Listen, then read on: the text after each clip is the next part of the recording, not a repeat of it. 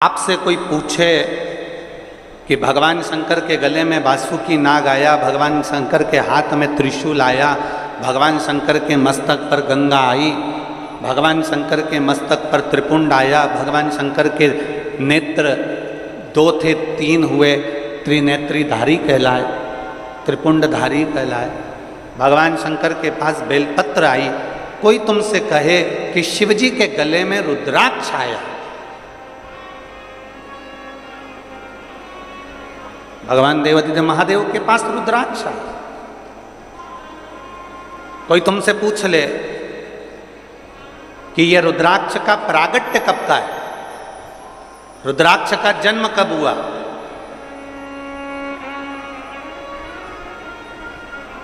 रुद्राक्ष प्रकट कब किया गया,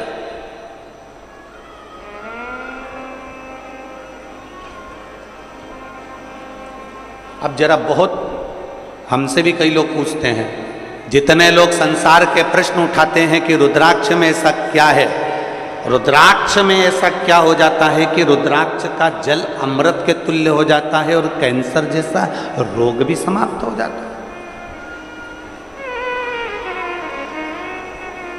रुद्राक्ष के जल में ऐसा क्या है?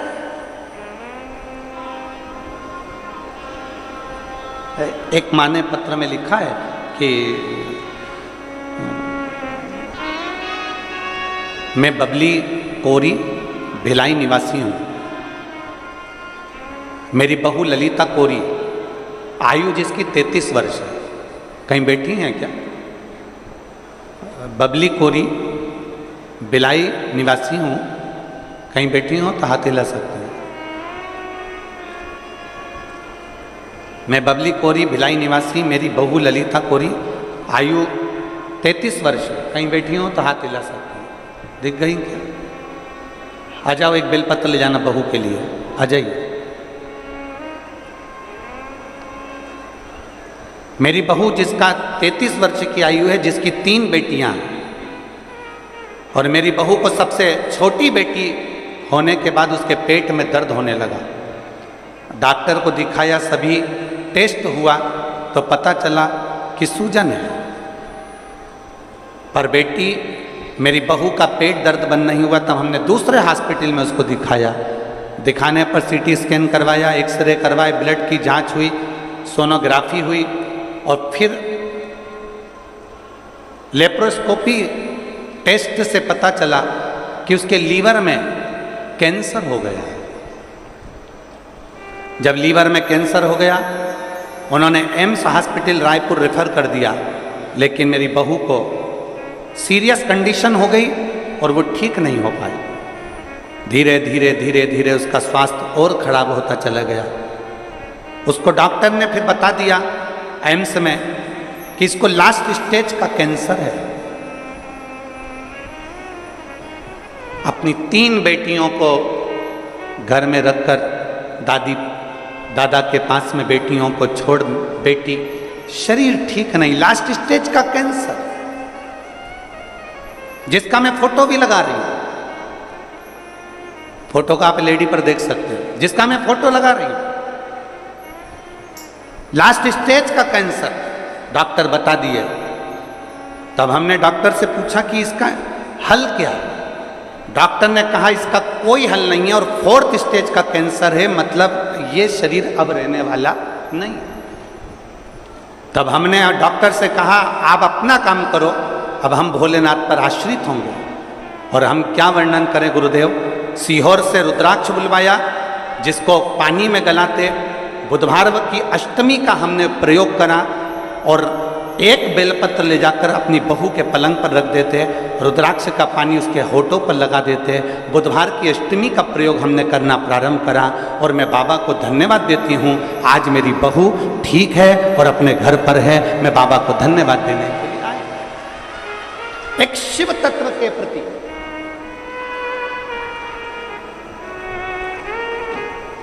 लोग कहते हैं रुद्राक्ष में ऐसा क्या होता है, उसको समझना है हमको।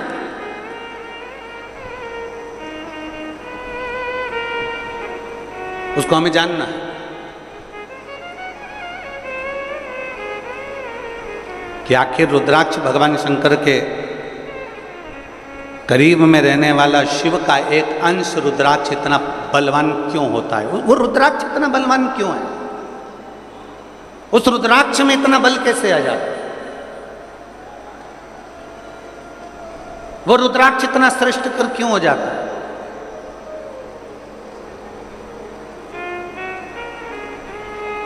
और फिर निवेदन है, इस बहन ने लिखा, डॉक्टर अपना काम करते रहे और हम शिव की स्तुति करते रहे।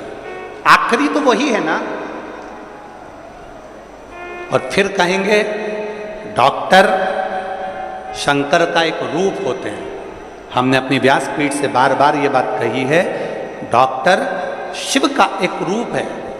आपको अगर तकलीफ होती है तो सबसे पहले डॉक्टर के पास जाइए, शिव रूपी डॉक्टर आपको बता दे कि आपको ये तकलीफ है, फिर जो दवाई दे उस दवाई को, कौन से महादेव का नाम लेना है?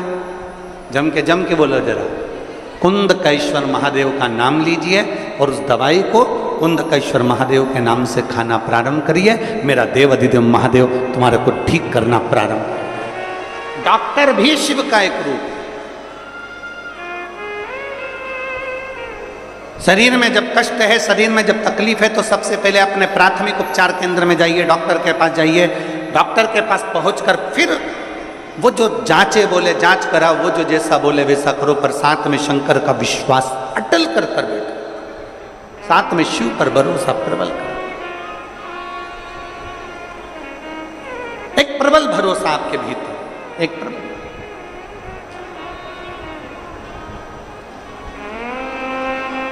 और मैंने तेरे ही भरोसे बाबा, तेरे ही भरोसे हवा बिच उड़ती जावांगी बाबा, डोर हथों छड़ी ना मैं कटी जावांगी।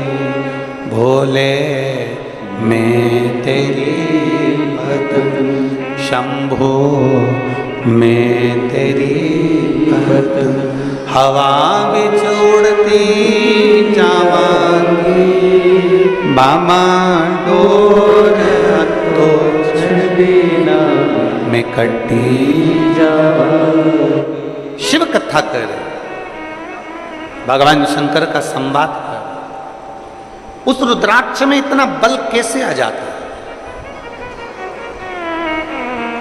उस रुद्राक्ष में इतना बल, उस रुद्राक्ष में इतनी आनंदता, उस रुद्राक्ष में इतनी औषधि कैसे आ जाती है? कैसे?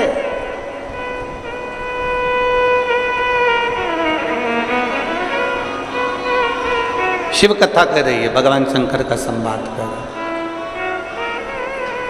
भगवान देवाधिदेव महादेव का चरित्र का, शिव महापुराण की कथा कर रही है। त्रिपुरासुर असुर है, 3 पुरियों का निर्माण कर उसमें निवास करता है। 3 पुरियों का निर्माण कर उसमें निवास करता है, पर उसके प्राण जा नहीं सकते। भगवान नारायण ने प्रयास किया, वो नहीं मरा, प्राण नहीं छूटे। भगवान शिव ने, भगवान ब्रह्मा ने, भगवान ब्रह्मदेव ने भी प्रयास करा, पर उसके प्राण नहीं छूटे। आखिरी में भगवान शंकर के पास सूचना पहुंच गई, भगवान शिव के पास सूचना, आखिरी में भगवान शंकर के पास सूचना पहुंची, भगवान शिव के पास।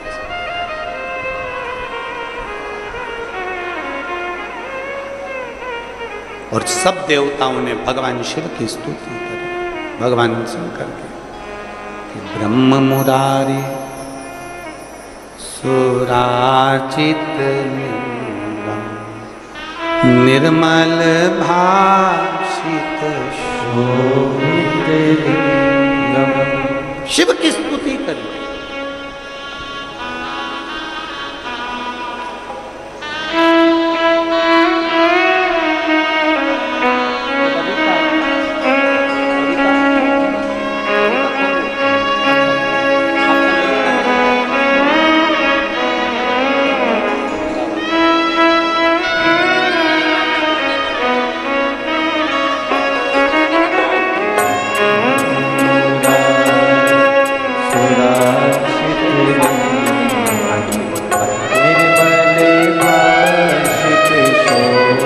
यही बेटी है ललिता।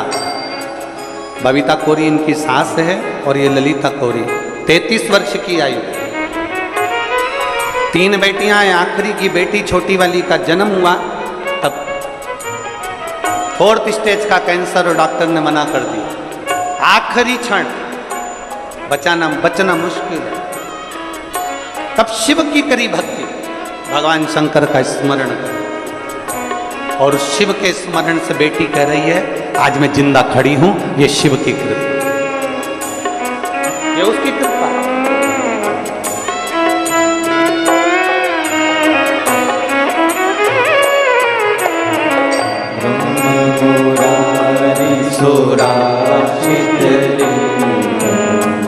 निर्मल भाषित शोभित लिंगम, निर्मल भाषित शोभित लिंगम, निर्मल भाषित शोभित लिंगम। भगवान शिव से कह रहे हैं शंकर प्रकट हो, शिव प्रकट हो। भगवान शंकर नेत्र खोले, भगवान शिव ने अपने नेत्र खोले।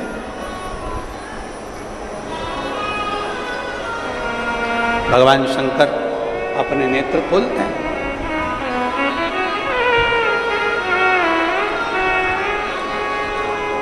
क्या चाहते हो प्रभु?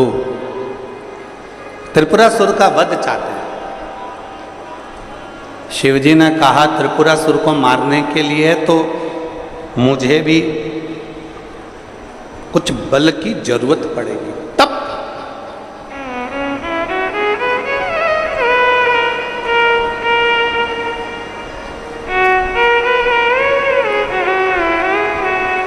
दुनिया का सबसे बड़ा तप कौन सा है?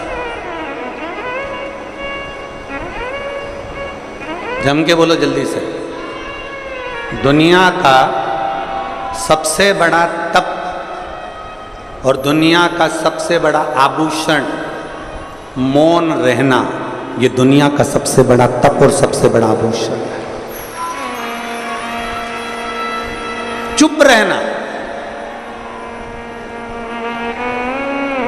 दुनिया का सबसे बड़ा आभूषण है मौन रहना और दुनिया का सबसे बड़ा तप है चुप रहना, मौन रहना, एकदम स्तब्ध रहना। पर महाराज हम खाए बिना रह जाएं पर बोले बिना नहीं रह सकते। कैसे रह सकते? पर दुनिया का सबसे बड़ा आभूषण है चुप रहो, मौन रहो। जिस दिन तुम्हारा व्रत है उस दिन थोड़ी साधना करिए, थोड़ा चुप रहिए, मौन रहो। उपास करो ना करो, खाओ ना खाओ, पर निवेदन है कि अपने वाणी को कुछ शांति दीजिए। कलम, कलम जानते हो? अरे बोलो तो जम के, जानते हो?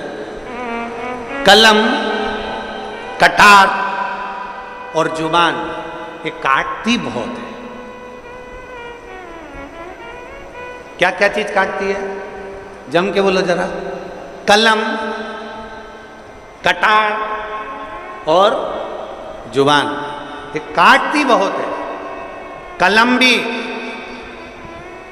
कब क्या काट दे, कलम अपनी कलम से लिखते लिखते कब किसके दिल को दुखा दे या किसके दिल को प्रसन्न कर दे, ये कलम भी काटने का काम कर देती है और कटार भी काटने का काम कर देती है और जुबान भी काटने का काम कर देती है। इसलिए शिव पुराण कहती है अगर भगवान ने आपको कलम चलाने की कला दी है ना, मेरे देव अधिदेव महादेव ने आपके बुद्धि विवेक दिया है, मेरे देव अधिदेव महादेव ने आपको अगर आशीर्वाद दिया है और आपके हाथ में कलम पकड़ाई है ना, तो प्रयास करना इस कलम से किसी की बुराई ना लिखी जाए, इस कलम से अच्छा ही लिखी जाए।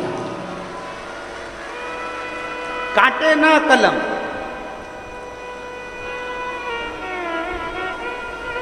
कटार का काम भी काटने का होता है, कटार भी काटती है और जुबान का काम भी यही होता है। ना जाने किसके लिए, ना जाने कब अपशब्द कह जाए, ना जाने कितना क्या भूल जाए, कोई भरोसा नहीं है। इसलिए शिव महापुराण की कथा कहती है दुनिया का सबसे बड़ा तप है, जम के बोलो जल्दी से, चुप रहना, मौन रहना, ये दुनिया का सबसे बड़ा तप, सबसे बड़ा तप, सबसे बड़ा आभूषण। मौन रहिए, चुप रहिए, क्या किसको रोइए, जम के बोलो जरा, क्या किसको रोइए, चादर तान के। जितने चुप रहोगे, जितने मौन रहोगे, एकदम मस्त रहोगे। और शंभु शरणे पड़ी, मांगू घड़ी रे घड़ी, दुख काटो, दया करीन दर्शन आपो, दया करीन दर्शन। चुप रहो, जितना चुप रहोगे उतने प्रसन्न रहोगे, उतने आनंद। गड़बड़ी कहाँ होती है? बोलने में। गड़बड़ कहाँ होता है? बोलने में। चुप रहने में कभी गड़बड़ हुआ है क्या?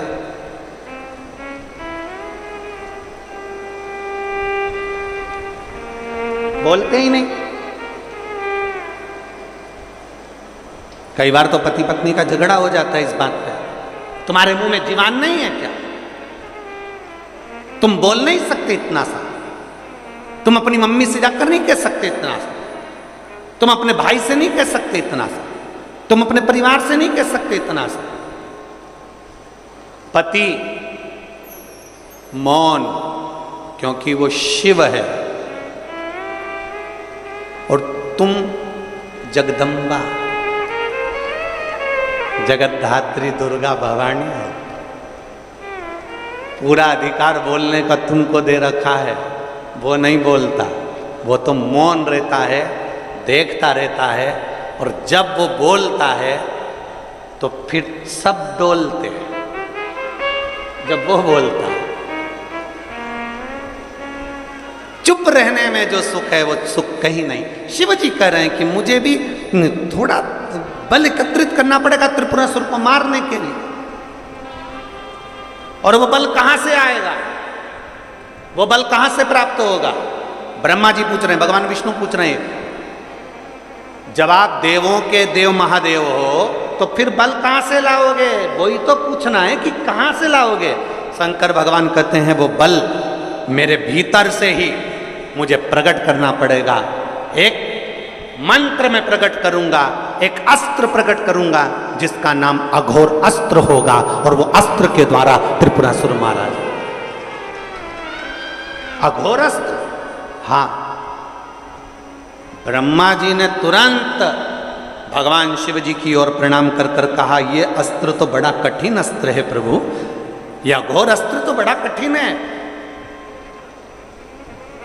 दुनिया का ऐसा कौन सा कार्य है जो अघोर अस्त्र से नहीं हो सकता? ये तो बड़ा कठिन है, बहुत कठिन। ये कैसे हो सकता है? भगवान शंकर कहने लगे, आप चिंता मत करो, इसको प्राप्त करने के लिए मैं देखता हूं। शिव जी अभी तक जितना तप करे थे वो नेत्र बंद कर कर करे थे, आज शंकर भगवान ने अपना नेत्र खोल लिया, और शिव जी ने अपना नेत्र खोलकर खुली आंखों से शंकर भगवान ने तप करना प्रारंभ करा। खुले आंखों से, खुले नेत्रों से। अब कई लोग कह देते हैं, हमारे सामने कई प्रश्न आते हैं, ऐसा नहीं कि प्रश्न नहीं आते। कई लोग कह देते हैं, गुरुजी हमने सुना है कि कई लोग कहते हैं भगवान के मंदिर में जाओ तो थोड़ी देर आंख बंद करके बैठो, भगवान की साधना करने बैठो तो आंख बंद करके बैठो, भगवान से प्रार्थना करने बैठो तो आंख बंद करके बैठो। शंकर जी का कथा कर रही है, मेरे शंकर भगवान खुले नेत्रों से तप साधना में लीन होते हैं, और अघोर शस्त्र को प्राप्त करने के लिए शिव लग जाते हैं। ऐसा जरूरी नहीं है कि तुम नेत्र बंद करके बैठोगे तो भगवान मिलेगा, ऐसा जरूरी नहीं है कि तुम आंख बंद करके बैठोगे तो परमात्मा मिलेगा, ऐसा जरूरी नहीं है कि मंदिर में तुम नेत्र बंद करके बैठोगे तो भगवान मिलेगा। ऐसा जरूरी नहीं है कि किसी नदी के तट पर नेत्र बंद करके बैठोगे तो भगवान मिलेगा। ऐसा जरूरी नहीं है कि किसी तीर्थ में जाकर आंख बंद करके बैठ जाओगे तो भगवान मिलेगा। शिव महापुराण की कथा कहती है आपकी आंखें भले खुली रहे पर इन नेत्रों से कुछ गलत ना हो जाए, उसका स्मरण ध्यान रखिए। नेत्र क्यों बंद करते हैं? तब करते समय, साधना करते समय नेत्र क्यों बंद कर सकते हैं? क्योंकि इसलिए बंद करते हैं कि फालतू की चीजें ना दिखे। तो अपने मन पर संयम करो ना, अपनी इंद्रियों पर संयम करो। 5 कर्मेंद्री, 5 ज्ञानेंद्री और एक मन रूपी इंद्री को साधो ना, तो नेत्र से कभी गलत दिखेगा ही नहीं। आप अपनी इंद्रियों को नहीं साधोगे तो गलत नजर आएगा। इंद्रियां अगर साध ली तो तुम्हारे नेत्रों से कभी गलत नहीं दिखेगा। तुम अंदाजा करो, कई साधु सन्यासी, एक कथा आती है, एक संत के आश्रम के पास में एक वेश्या ने अपना वेश्यालय खोल लिया।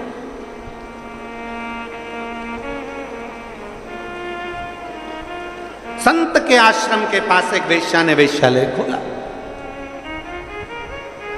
अब वैश्या के यहाँ सब लोग जाने लगे, बहुत सारे लोग उसका नृत्य देखने के लिए, उसको देखने के लिए। बड़ी सुंदर भी थी, बड़े आनंद से जो आता था उसका सम्मान भी करती, बहुत आदर करती थी।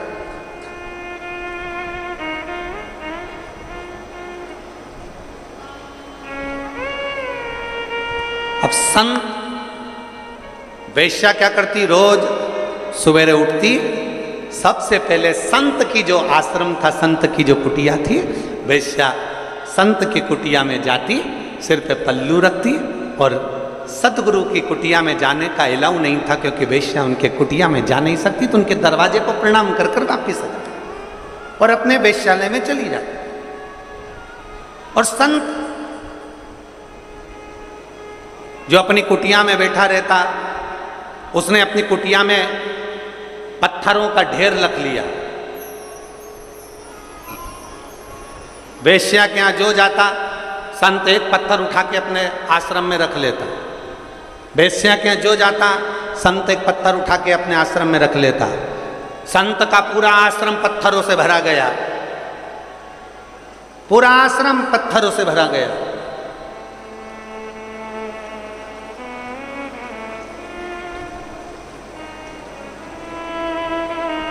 आखिरी में, अंत में संत के भी प्राण छूटे और वेश्या के भी प्राण छूटे, दोनों ऊपर। चित्रगुप्त महाराज ने इनकी लेखनी देखी, इनकी डायरी देखी, इनकी फाइल देखी, फाइल देखकर कह दिया, वेश्या जाओ, तुम वैकुंठ के रास्ते पर जाओ। और संत को देखकर कह दिया कि तुम नरक का द्वार पकड़ो। संत कहने लगे, मैं साधु, मैं सन्यासी, मैं तपस्वी, मैं साधक, मैं उपासक, मैं इतना बड़ा संत, और तुम मुझे नरक भेज रहा? मैं इतना बड़ा साधना करने वाला, मैं मस्तक पर कहीं चंदन लगा लेता, कहीं जटा जूड़ बांध लेता, कहीं दाढ़ी बढ़ा लेता, कहीं ये कर लेता, कहीं वो कर लेता, मैंने इतना सारा वस्त्र बदल कर रखा तो तुम मुझे नरक भेज रहे हो? मैंने गले में माला पहन कर रखी तो तुम मुझे नरक भेज रहे हो?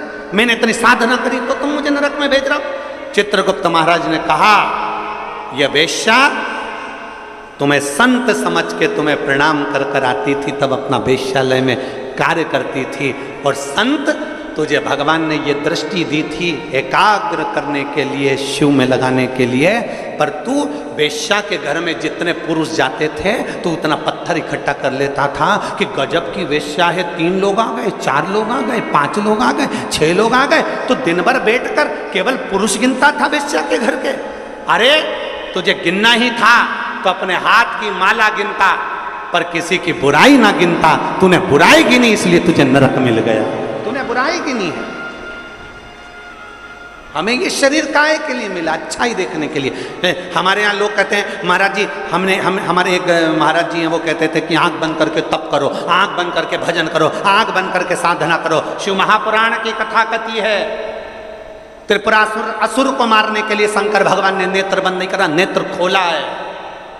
खुली आंखों से मेरे शंकर भगवान ने तप साधना करी है और भगवान ने प्रेरणा शंकर भगवान ने अपने शिव भक्तों को दी है कि तुम्हें आंख बंद करने की जरूरत नहीं है, केवल अपनी इंद्रियों को साध लेना और अपने नेत्रों से गलत चीज ना देखते हुए अच्छा देखना, मैं मिल जाऊंगा मैं तुम्हें प्राप्त हो जाऊंगा। नेत्र बंद करने की जरूरत किसको है? नेत्र बंद करके साधना करने की जरूरत उसको है जिसकी इंद्रियां काम नहीं कर रही, जिसकी इंद्रियां शिथिल हो गई। कभी मन यहाँ भटकता है, कभी वहां भटकता है, कभी इसकी बुराई देखते हो, कभी उसकी बुराई देखते हो, कभी इसमें बुराई देखते हो, कभी उसमें बुराई देखते हो। दिन भर 24 घंटे बैठकर तुम एक दूसरे की बुराई देखने में लगे रहते हो, हाथ में माला पकड़ते हो, मुख में राम नाम लेते हो, पर नेत्रों से गलत देखते रहते हो, 24 घंटे बुराई देखते हो, तो तुम्हारी तप साधना का तुम्हें फल नहीं मिलेगा। भगवान शिव की कथा कहती है नेत्र खुले भले रखो पर अपनी इंद्रियों को साध कर रखो, नेत्र खुले भले रखो पर अपनी इंद्रियों को पकड़ कर रखो, नेत्र खुले भले रखो पर इन नेत्रों से गलत चीज ना देखी जाए, जिसमें देखना अच्छाई देखना। भाई कोई अगर आधा गिलास पानी लेकर आया है ना, तो वो आधा गिलास पानी अगर लाया है तो खाली गिलास मत देखो, उसका दिल देखो, कम से कम तेरे लिए आधा भरकर तो लाया है, उसका भरा हुआ गिलास देखिए, आपको सुख का अनुभव होगा। एक चरित्र आता है, एक व्यक्ति निकल रहा था, कोयल की आवाज सुनी, सुनकर कहा कोयल कितना मीठा बोलती है, पर काली ना होती तो कितना अच्छा होता। आगे गया, गुलाब का फूल देखा, गुलाब का फूल कितना सुंदर है, कांटे नहीं होते तो कितना अच्छा होता। और आगे गया, समुद्र देखा, समुद्र कितना विशाल है, जल कितना अच्छा है, पर खारा नहीं होता तो कितना अच्छा होता। कोयल, गुलाब का फूल और समुद्र तीनों ने मिलकर कहा रे मनुष्य, तुझ में दूसरे की बुराई देखने की आदत नहीं होती तो तू कितना अच्छा होता, तूने जिंदगी भर केवल बुराई देखी। कोयल में बुराई देखी, मीठा बोल रही है वो नहीं देखा, कोयल काली दिख गई। गुलाब का फूल सुंदर है वो नहीं दिखा, कांटे दिख गए। समुद्र अच्छा है वो नहीं दिखा, पर समुद्र का जल खारा दिख गया। हमने जिंदगी भर केवल बुराइयां ढूंढी है, केवल बुराइयां, कभी इसमें ढूंढते, कभी उसमें ढूंढते, कभी उसमें ढूंढते। जरा अपने अंदर झांक कर देखो कि हमारे भीतर कितनी बुराई भरी होगी। हम एक उंगली किसी पर उठाते हैं तो ये 3 उंगली हमारी ओर जाती है कि तुम अपने अंदर झांक कर देखो, उसमें एक गलती है, तुम में 3 गलतियां भरी पड़ी है। वो गलती हमारे भीतर की हमें झांकना।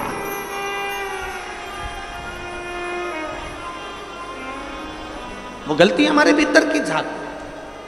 शिव जी कह रहे मैं खुली आंखों से तप करूंगा, नेत्र खोल लिए। शिव महापुराण की कथा कहती है 1000 वर्ष तक मेरे शंकर भगवान ने नेत्र बंद नहीं करे, 1000 वर्ष तक मेरे शिव नेत्र बंद नहीं करे। 1000 वर्ष तक मेरे ओघड़दानी, मेरे शंभु नेत्र बंद नहीं करे। लग गए, आंखें झपकी नहीं, पलक झपकी नहीं, नेत्र खुले की खुले। 1000 वर्ष निकल गए, 1000 वर्ष, तब अघोर शस्त्र प्राप्त कर लिया और प्राप्त करते से ही भगवान शंकर ने अपने नेत्र को बंद किया। बंद करते से ही भगवान शंकर का जैसे ही नेत्र बंद हुआ, उससे एक बिंदु नीचे गिर गया। जब बहुत देर तक आंख खुली रहती है, बहुत देर तक आंख खुली रहती है, पलक नहीं झपकती, तब आंख में से एक आंसू गिर जाता है। शिव जी की आंख से वो आंसू गिरा। जो तप करा था, जो साधना करी थी, जो अघोर अस्त्र पाने के लिए सारी तप साधना करी थी, जिस अस्त्र के बल पर संपूर्ण ब्रह्मांड की रक्षा करी है, उस तप साधना के बल पर भगवान ने जैसे ही नेत्र बंद करा, बंद करते से शिव जी की आंख से एक आंसू गिर गया और जैसे ही वो आंसू गिरा, उससे एक वृक्ष उत्पन्न हो गया जिसका नाम रुद्राक्ष का वृक्ष हुआ। जो रुद्राक्ष, अब जरा ध्यान देना, रुद्राक्ष ऐसे ही नहीं उत्पन्न हो गया। हजारों वर्ष तक मेरे ओघड़दानी ने तप साधना करी और जब नेत्र बंद करे तब आंसू गिरा और उस आंसू से रुद्राक्ष पैदा हुआ है। उस अश्रु से, शिव के उन अश्रु से रुद्राक्ष उत्पन्न हुआ। इतने तप साधना का बल एक रुद्राक्ष में होता है, इतना तप साधना का बल एक रुद्राक्ष में होता है कि अघोर अस्त्र के बराबर, अघोर मंत्र के बराबर शिव का एक रुद्राक्ष होता है, अगर वो श्रेष्ठता से धारण किया। इसलिए सोमवार से ये वही जिस समय पर त्रिपुरासुर का वध करा था भगवान शंकर ने, और जिस रुद्राक्ष को भगवान ने प्रकट करा था, सोमवार से सोमवार तक की सावन के महीना था जब मेरे देव अधिदेव महादेव ने इस रुद्राक्ष को प्रकट किया था। आप सभी को रुद्राक्ष के प्रागट्य की भी बहुत बहुत बधाई, बहुत बहुत। रुद्राक्ष के प्रागट्य की एक कथा नहीं है, रुद्राक्ष के प्रागट्य की कई कथा है। रुद्राक्ष के जन्म की एक कथा नहीं है, रुद्राक्ष के जन्म की अनेक कथा। पर भाग्यशाली हो आप जो 72 साल बाद ये जो सावन का महीना आया है, सोमवार से सोमवार तक का, कहते हैं इस सावन में जो सोमवार से सोमवार तक का सावन रहता है, सोमवार से शुरू सोमवार से विराम, अगर आपके घर में रुद्राक्ष है, आप रुद्राक्ष धारण करते हो या रुद्राक्ष अपने घर में रखते हो, तो उस रुद्राक्ष को छोटी सी कटोरी में रखकर या एक पात्र में रखकर 7 बार किसी भी अमावस पर, सावन में जो अमावस्या पड़ती है, ये सोमवार से सोमवार वाली सावन, इसके बाद वाले सावन का वर्णन नहीं कर रहा हम, इस सावन की बात कर रहा हूँ। या तो अमावस, पूर्णिमा, त्रयोदशी, चतुर्दशी या प्रदोष, शिवरात्रि, अष्टमी, ये ऐसी तिथियां हैं जो सोमवार से सोमवार तक का जो सावन होता है, सावन में कटोरी में रखकर, प्लेट में रखकर, थाली में रखकर 7 बार अपने घर में अगर रुद्राक्ष है तो उसको बलवान बनाने के लिए इसी सावन के महीने में 7 बार तो जल, 5 बार दूध गौ माता का, और 2 बार गाय का घी उस रुद्राक्ष पर लेपित करना चाहिए।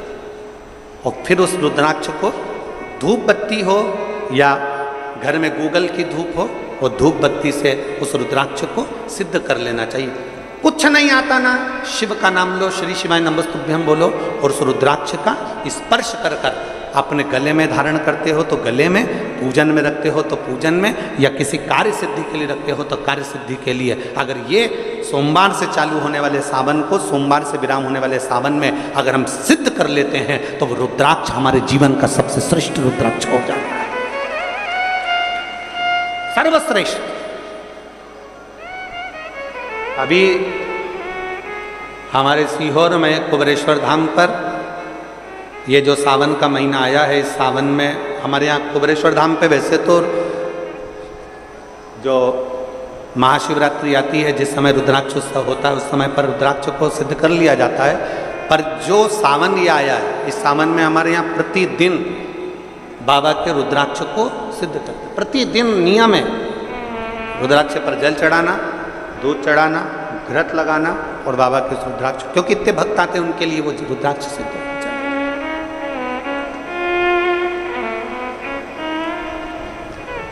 इसी सावन में 4 मुखी 3 रुद्राक्ष, कितने? 4 मुखी कितने? 3। 5 मुखी रुद्राक्ष 3 और 6 मुखी रुद्राक्ष 3। इनके बीच में सवा गांठ लगाई जाती है। 4 रुद्राक्ष कितने? जल्दी बोलो। 4 मुखी रुद्राक्ष कितने? 3। 5 मुखी रुद्राक्ष कितने?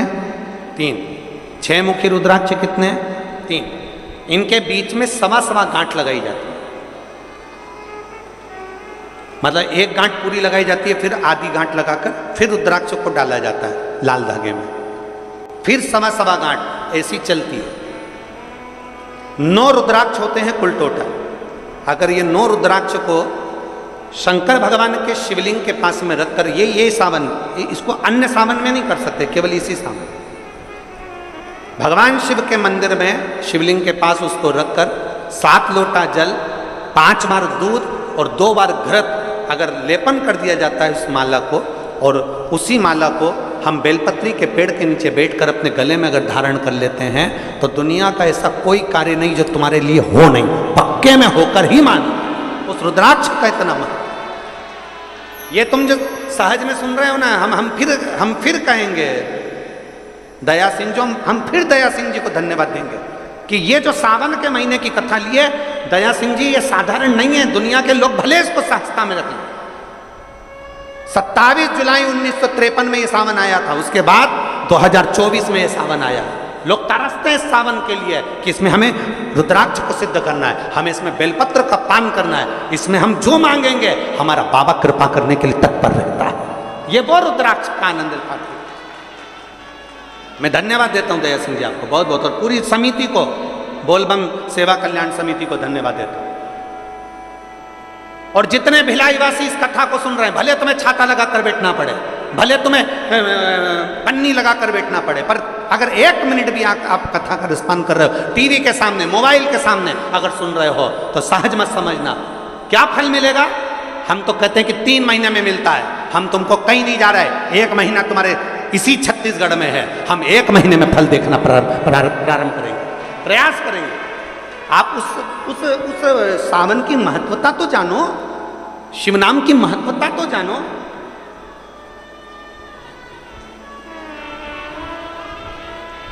इतने बैठे हो भगवान से अपने दिल की बात हृदय से भाव से शिव को कहा, हृदय से। एक पत्र है,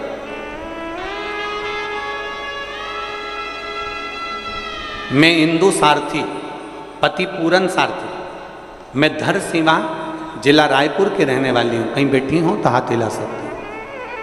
मैं धर सीमा रायपुर की रहने वाली हूँ, मेरा मोबाइल नंबर ये है, कहीं बैठी हूँ तो हाथ हिला सकती हूँ।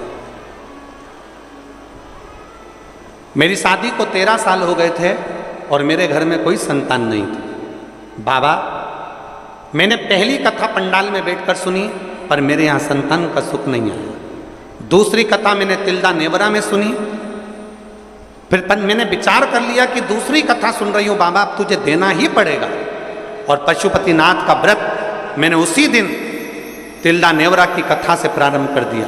और बाबा का मैं क्या गुणगान करूं गुरुदेव। आप कहते हो शिव पर भरोसा करना 3 महीने में सुनता है। मैं कहती हूं मेरे बाबा 3 महीने तो जाने दो, 3 सप्ताह में मेरे बाबा ने सुन लिया। और 14 जुलाई 2024 को मेरे घर में पुत्र रत्न की प्राप्ति 13 साल के बाद हुई। कहीं बैठी हो, आई हो तो अपने बच्चे को लेकर आ सकती हैं। बच्चा आया है साथ में, आया है तो ला सकते हैं। 13 साल बाद मेरे बाबा ने मेरे ऊपर कृपा, 13 वर्ष। एक भीतर से हम भगवान को कैसे रिझाएं। दुनिया के लोग आपसे कहें नेत्र बंद करके बैठ जाओ, दुनिया के लोग आपसे कहें शंकर जी के मंदिर में जाओ तो आंख बंद करके बैठ जाओ, दुनिया के लोग आपसे कहें तीर्थ में जाओ तो नेत्र बंद करके बैठ जाओ, दुनिया के लोग कहें कि तप साधना में बैठ जाओ। आप कह देना मैं तुम्हारे हाथ जोड़ूं, मैं तो सरल भाषा जानती हूं, मेरे को कुछ भी नहीं आता, मुझे तो केवल इतना आता है, सारी समस्या का हल एक लोटा जल। हमें कुछ भी नहीं आता, ना मैं तप आता, ना मैं साधना आती, ना मैं व्रत आता, ना मैं पूजन आती, ना मैं पाठ आता। कोई तुमसे कह दे ऐसे गेहूं चढ़ाओ, कोई तुमसे कहे कि ऐसे ये चावल चढ़ाओ, कोई तुमसे कहे कि ऐसे चढ़ाओ, हमें कुछ नहीं आता। हमें तो केवल इतना आता है कि शंकर को रिझाया कैसे जाए।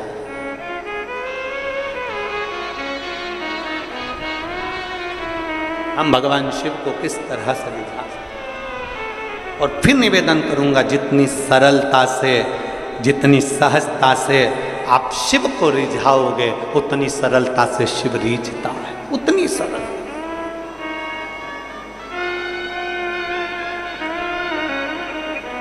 आप जितने भाव से भगवान शंकर को रिझाने का प्रयास करोगे, वो उतने भाव से रिझेगा, उतने भाव। जरा विचार करिए, इसी सोमवार से सोमवार वाले सावन के महीने में शिवरात्रि की पूजन आप ऑनलाइन करेंगे।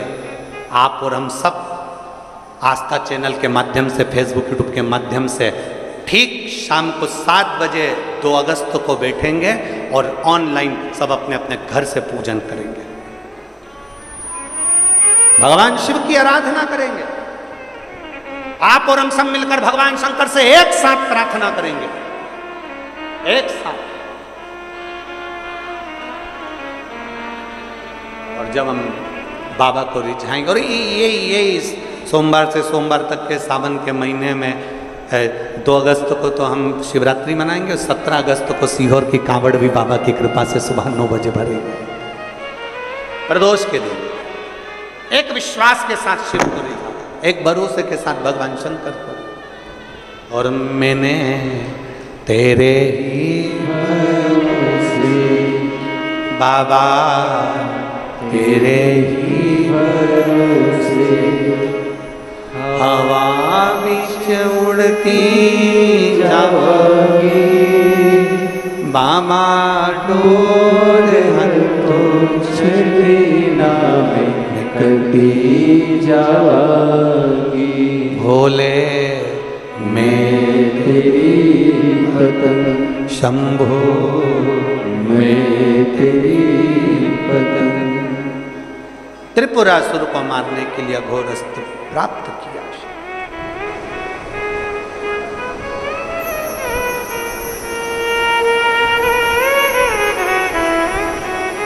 एक रुद्राक्ष में अघोर अस्त्र का, पाशुपत्य अस्त्र का, दुनिया के जितने अस्त्र शस्त्र होते हैं सबका बल एक रुद्राक्ष में होता है। सबका बल एक रुद्राक्ष के अंदर होता है।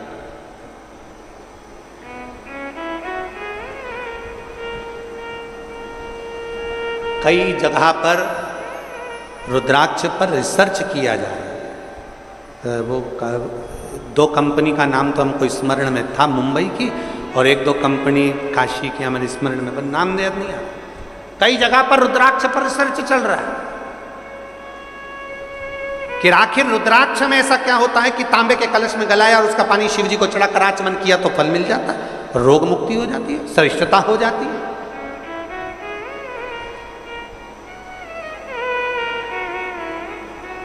उस रुद्राक्ष में ये सब बल क्या है? हम कहते हैं ये साधारण नहीं है। मेरे शंकर भगवान ने जितनी तप साधना करी थी, तप साधना कर कर अघोर अस्त्र को प्राप्त करा था, उसी तप साधना के फलस्वरूप, उसी तप साधना के फलस्वरूप ये रुद्राक्ष उत्पन्न हुआ।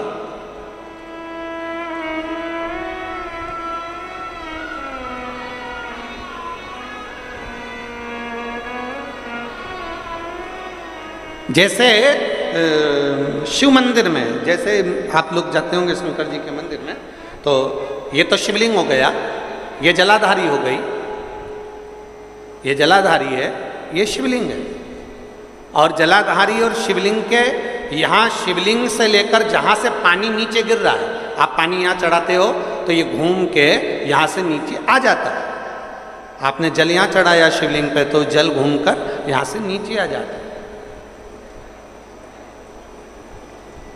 इस जगह से नीचे की ओर आ जाता है, इस स्थान से। प्रयास करिए, ये जो सावन आया है 72 वर्ष के बाद, प्रयास करिए कि कितना बड़ा भी रोग है, कितनी बड़ी भी बीमारी है, आप डॉक्टर से इलाज करवाओ, पर ये जो स्थान है अशोक सुंदरी का, इस स्थान पर एक बार अपनी हथेली रख कर देखिए और भगवान शिव से पंचाक्षर मंत्र नमः शिवाय, षडाक्षर मंत्र ओम नमः शिवाय या श्री शिवाय नमस्तुभ्यम स्मरण कर कर देखिए, और एक बेलपत्र बाबा की लेकर जहाँ से पानी नीचे गिरता है उस स्थान पर लगाकर उसी बेलपत्र को खाइए, और फिर जाकर डॉक्टर को एक बार फिर जांच करवाइए कि उस रोग में आराम कितना लगा है, उस रोग में अंतर कितना है।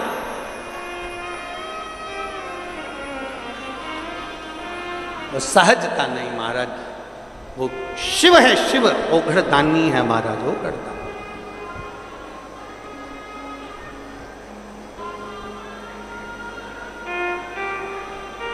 इसीलिए सारे देव गण, गंधर्व, किन्नर सब शिव का ध्यान करते हैं, सब शंकर की स्तुति करते हैं।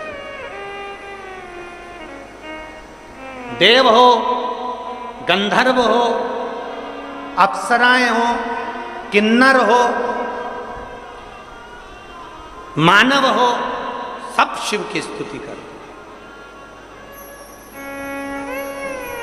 वो कहते हैं ना, देव मुनि भगवान शिव की स्तुति, भगवान शंकर की स्तुति सब। ब्रह्म मुरारी सुरार्चित निर्मल भाषित देव मुनि प्रवर्धाचितलिंगम कामदहन करुणाकर लिंगम देव मुनि प्रवर्धाचितलिंगम कामदहन करुणाकर लिंगम। भगवान शिव की स्तुति सारे देव गंधर्व अप्सराएं किन्नर सब कर रहे हैं, क्योंकि शिव अपने पास कुछ नहीं रखते, शंकर सब दे देते हैं। भगवान नारायण ने कहा बैकुंठ, भगवान ने दिया। भगवान नारायण बोले लक्ष्मी, शंकर जी ने दे दी। ब्रह्मा जी बोले ब्रह्मलोक, शिव जी ने दे दिया। इंद्र बोले इंद्रलोक, शिव जी ने दे दिया। तब भगवान शंकर से स्वयं ब्रह्मा जी ने पूछा तुम कहां रहोगे? शंकर भगवान कहते हैं जो देने में सुख है वो लेने में नहीं है, मैं मृत्यु लोक में कैलाश पर जाकर निवास करूं। सब दे दिया। और जो व्यक्ति सबके लिए करता है ना, जो व्यक्ति सबके लिए जीता है ना, जो व्यक्ति सबके लिए करता है, सबके लिए जीता है ना, सबसे ज्यादा तकलीफ, सबसे ज्यादा दुख और सबसे ज्यादा ताने उसी को सुनना पड़ता है। जो सबके लिए करता है ना उसी को सुनना पड़ेगा। जो सबके लिए करता है ना उसी के ऊपर उंगली उठती है। जो सबके लिए करता है ना उसी के लिए लोग गालियां देते हैं। जो सबके लिए करता है ना उसके लिए लोग आक्षेप अपशब्द कहते हैं। जो कुछ भी नहीं करता ना लोग उसको अच्छा मानते हैं, कितना बढ़िया बेचारा, कितना बढ़िया बेचारा, क्योंकि वो कुछ करता ही नहीं है ना। जो करेगा ना सुनना तो उसी को पड़ेगा, जो आगे बढ़ेगा ना सुनना उसी को पड़ेगा। रेल का इंजन और रेल के डब्बे दोनों को जाकर देखना, सबसे ज्यादा काले आपको डब्बे नहीं मिलेंगे, सबसे ज्यादा काले आपको इंजन मिलेगा। क्यों? क्योंकि वो इंजन आगे चलता है ना, तपता है, खूब तपता है, मुख काला भी होता है उसका। जो आगे बढ़ता है ना उसी को बहुत कुछ सुनना पड़ता है। जो आगे बढ़ता है ना उसको बहुत कुछ सहना पड़ता है। जो कुछ करता ही नहीं वो आराम से रहे।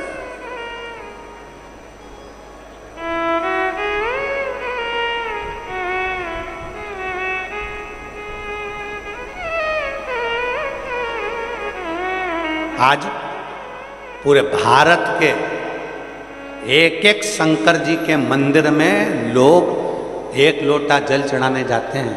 पूरे भारत के क्या पूरे विश्व के शिव मंदिरों में ताले हट गए और लोग शिव मंदिर में जाकर एक एक लोटा जल चढ़ाने लगे।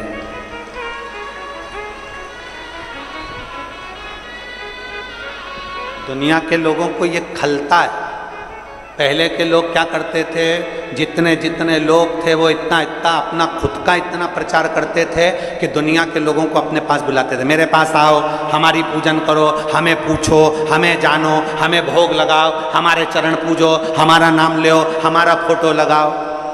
अब दुनिया के लोगों को समझ में आ गया फालतू का ढोंग प्रपंच में नहीं पड़ना, अब तो केवल एक ही काम करना है, बोल बम का नारा है, सारी समस्या का हल।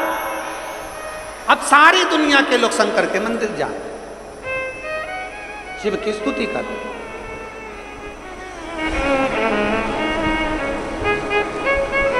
अब लोग बड़े वो फोटो में थोड़ा बहुत, अब फोटो में तो दुनिया कैसी भी दिख जाए, वो कहते हैं ना, वो कहते हैं ना, क्रीम लगा लगा गोरा भयाना कोई, क्रीम लगा लगाए, बोलो बोलो जम के, क्रीम लगाए लगाए गोरा भयाना कोई, मोबाइल से फोटो खींचा फिर काला रहा ना कोई।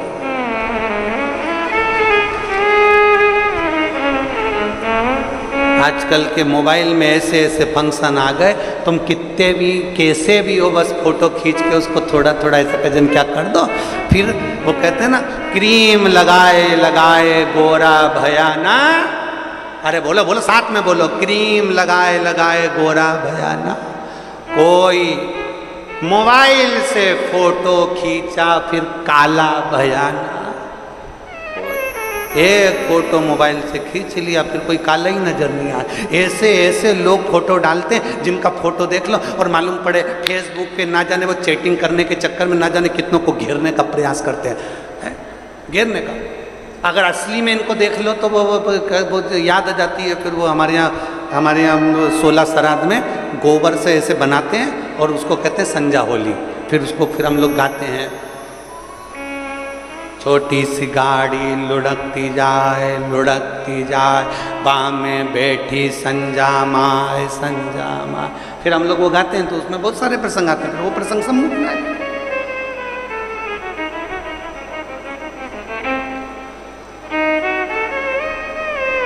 क्या मतलब?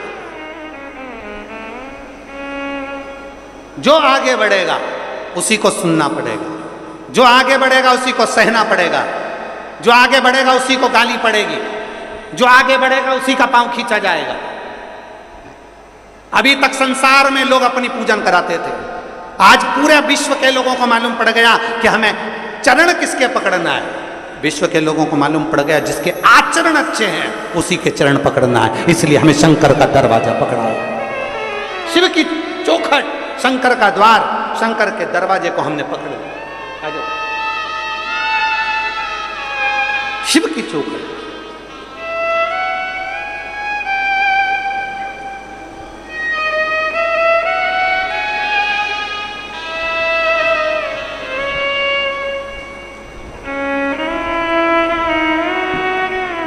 तेरह वर्ष के बाद हुआ, एक बार जोरदार ताली बजाएं।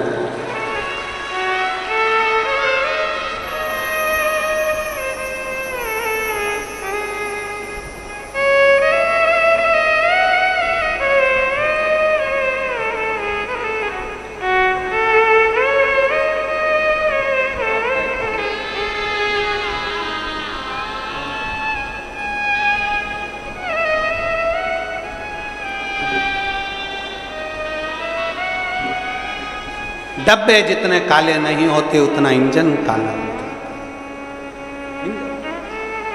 इसलिए जो आगे बढ़ेगा उसको थोड़ा सहन शक्ति चाहिए, सहना। आगे बढ़ने वाले को थोड़ा सहना पड़ेगा, थोड़ा सहना।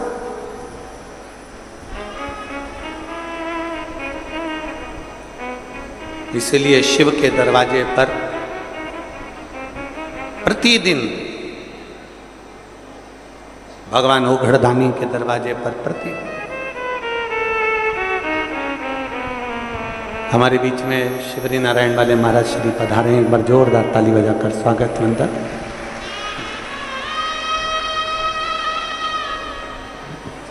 प्रत्येक कथा छत्तीसगढ़ में जो होती हैं और नज़दीक पड़ता है तो महाराज जी अवश्य आते हैं।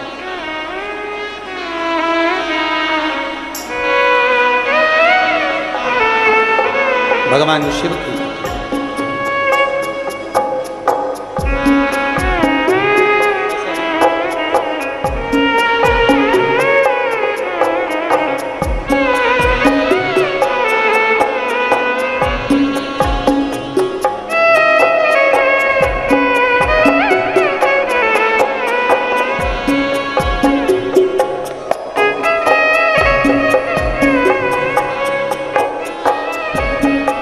शिव तत्व की प्राप्ति होती ही होती। जाओ शिव के शिवालय, जाओ शंकर के मंदिर, करो आराधना, श्रृंगार कर लो, सेवा कर लो, चाकरी कर लो।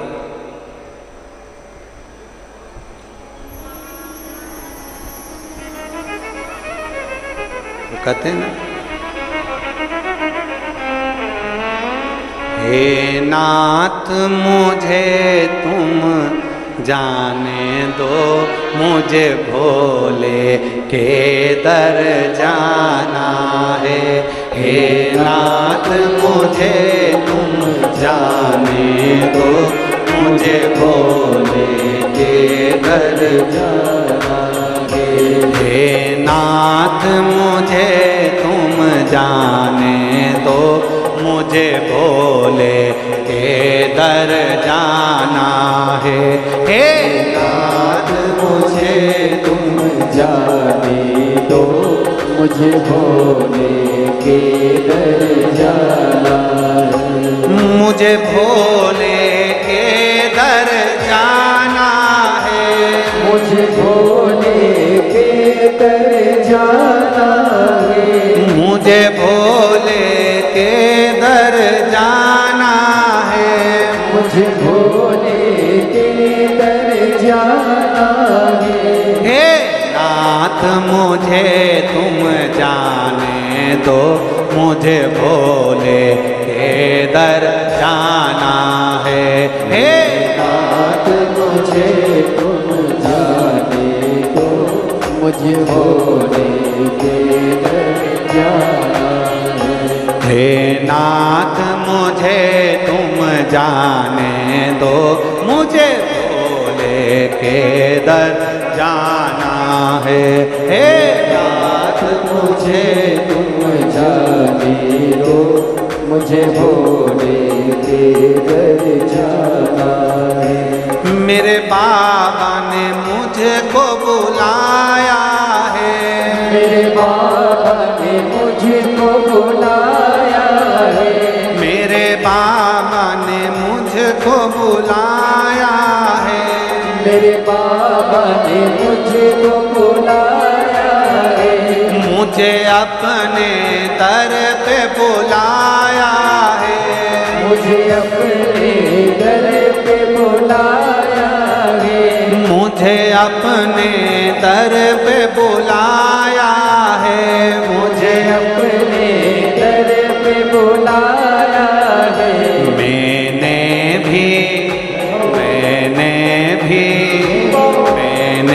भी दिल में ठाना है, मुझे बाबा के दर जाना है। भोले के दर जाना है। मुझे शंभू के दर जाना है। मुझे भोले के दर जाना हार हार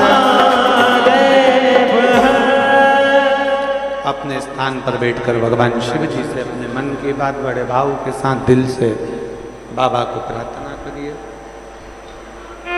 दिल से विनय करिए।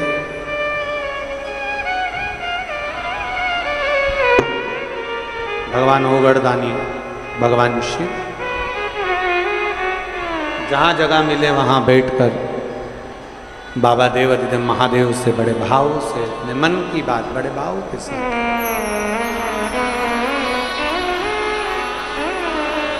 कीचड़ हो रहा हो तो वो लोग खड़े खड़े बोलेंगे, जहाँ बैठने की जगह हो वो लोग बैठकर बोलें। दिल से बाबा से प्रार्थना करिए, विनय करिए।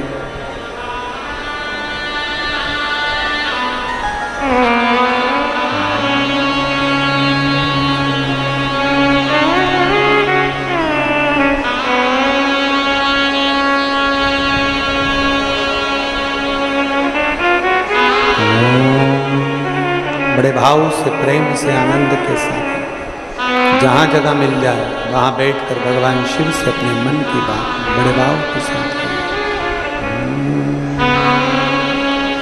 श्री शिवाय नमस्तुभ्यं। श्री शिवाय नमस्तुभ्यं। श्री शिवाय नमस्तुभ्यं।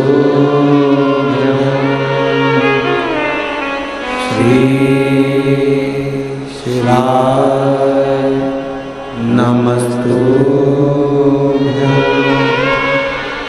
श्री शिवाय नमस्तुभ्यं। भोला सब दुख काटो हमारा, ओ भोला सब दुख काटो हमारा। शिव शंकर जपो तेरी माला, भोले बाबा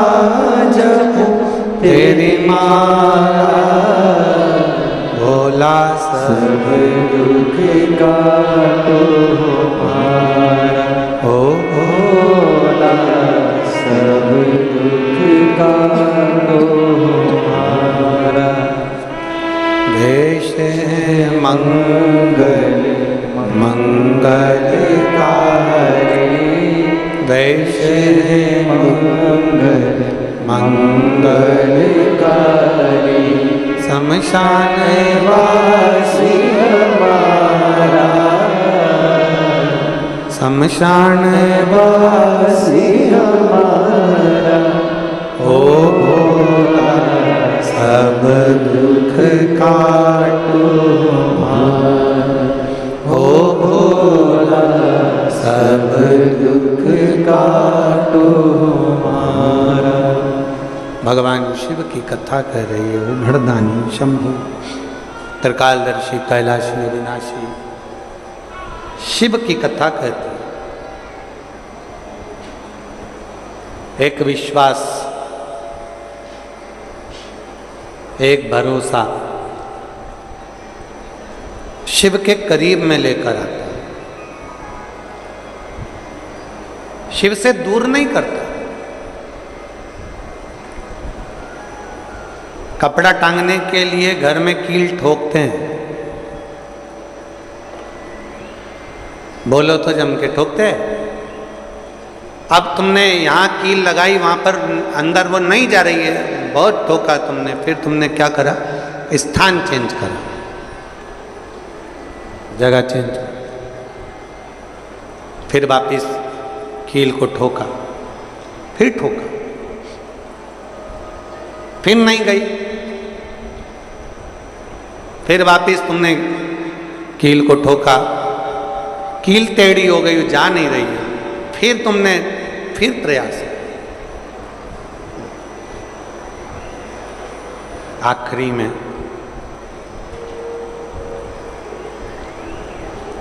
फिर एक कहीं ऐसी जगह मिल जाती है जहां ठोका और वो कील चली गई, कपड़े टांग गए। बार बार प्रयास करा, हिम्मत नहीं आ रही, आपने कहा कि कपड़े तो टांगना है, कील तो ठोकना पड़े।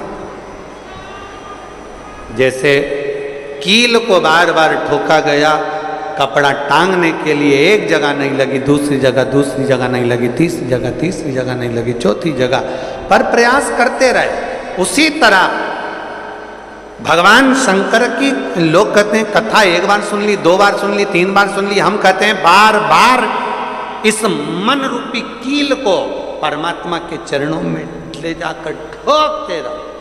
इस मन को भगवान के चरणों में ले जाकर छोड़ते रहो। कथा में इस मन को बार बार ले जाकर ठोकते रहो, एक ना एक दिन ये परमात्मा तक पहुंच ही जाएगी, ये निश्चित।